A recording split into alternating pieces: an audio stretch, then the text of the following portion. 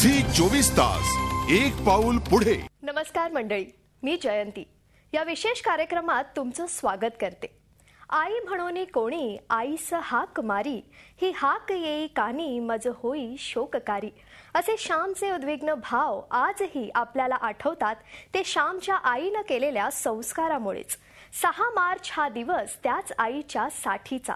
पाहूया त्याच संदर्भातला हा वृत्तांत.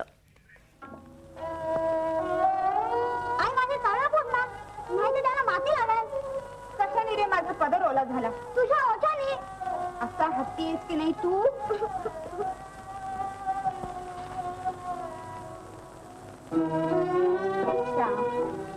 काय आई, पायाला घाण लागू नये म्हणून जसा जपतो तसाच मनाला घाण लागू नये म्हणून सुद्धा जपत. श्यामला पोटतिडकीनं सांगणारी ही श्यामची आई. मला शुद्ध बुद्धी दे. बंड श्याम आणि त्याच्या बालमनावर संस्कार करणारी अशी ही श्यामची आई.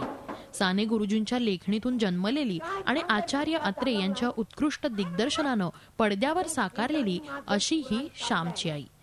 माहित नाही वाटतं तुम्हाला?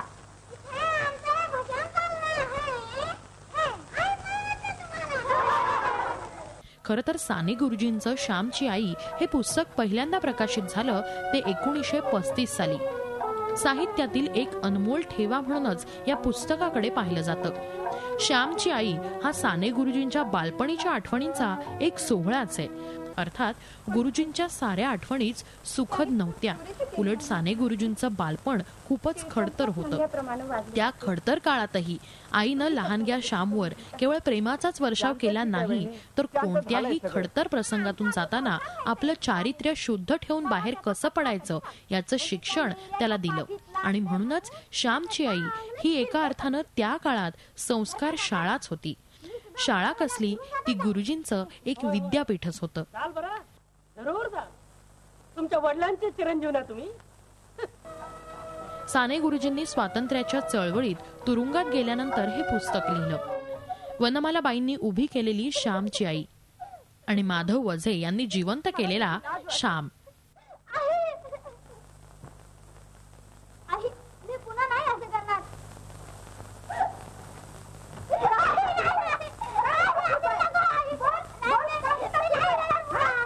आजही श्यामची आई असा नुसता उल्लेख जरी झाला तरी त्यांच्या भूमिका जशाच्या तशा डोळ्यासमोर येतात. 1953 साली या सिनेमाचं चित्रीकरण पूर्ण होऊन तो रसिकांच्या भेटीला आला. 26 फेब्रुवारीला या सिनेमाची पहिली जाहिरात झळकली आणि मार्च महिन्यात हा सिनेमा भेटीला आला. आचार्य अत्रे यांनी कर्ज काढून या सिनेमाची निर्मिती केली होती. सुरुवातीला या सिनेमाला फारसा प्रतिसाद मिळाला नव्हता. मात्र नंतर जिथे तिथे या सिनेमाच्या टीमचे सत्कार होऊ लागले आणि या सत्काराचा कळस म्हणजे 1954 साली मराठी सिनेमाला पहिलं राष्ट्रपती सुवर्ण पदक मिळवून देणारा असा हा सिनेमा ठरला.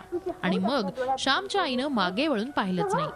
साने गुरुजींचा श्याम साकारतानाचा हा प्रवास होता तो एकूण 42 रात्रींचा.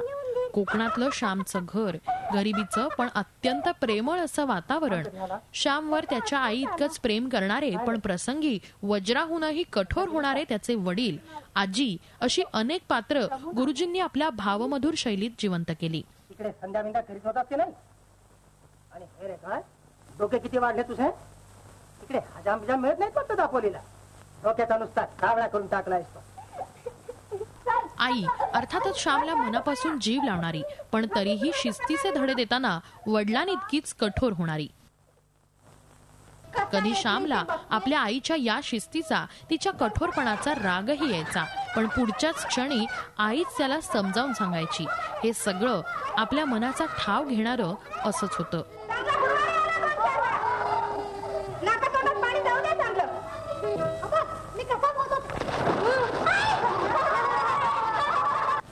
मात्र यातलेच आचार्य अत्रे यांनी काहीच प्रसंग सिनेमासाठी निवडले. आईच्या आचार विचारातून प्रत्यक्ष अप्रत्यक्षपणे मुलावर झालेले संस्कार दाखवताना सिनेमाला बोधपटाचं रूप येणार नाही याची काळजी त्यांनी घेतली.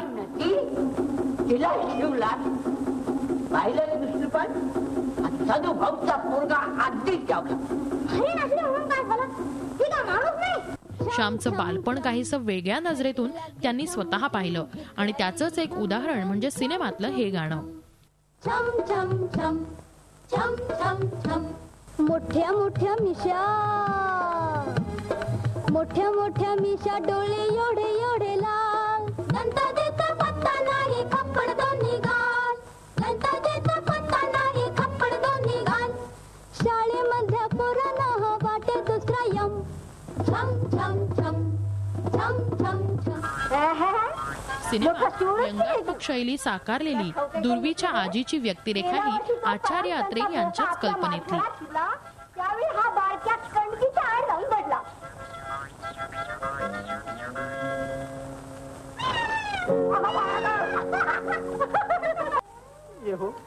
वेळोवेळी आचार्य अत्रे यांच्यातला शिक्षक, नाटककार आणि नकलाकार याचं दर्शन आपल्याला सिनेमात होतं.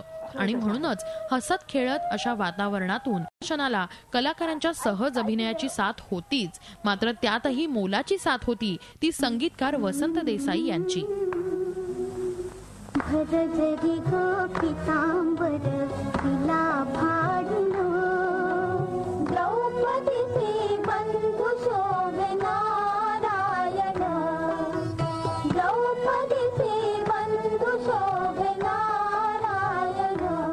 पुस्तकातील अनेक प्रसंग, उपकहाण्या, सुभाषित वजा वाक्य किमान गेल्या पिढीतल्या लोकांच्या तरी मनात कायमचं घर करून बसले आहेत. खरं तर आज आपण ज्याप्रमाणे जीवन जगतोय आणि ते जगत असताना जी जीवनमूल्य समाजात रूढ होत आहेत, त्या सगळ्याशी संपूर्ण विसंगत अशीच जीवनशैली आणि जीवनमूल्य या पुस्तकात आहेत. मात्र तरी देखील अनेक दशकं या पुस्तकाची आणि त्यावरून निघालेल्या या सिनेमाची महती कायम आहे.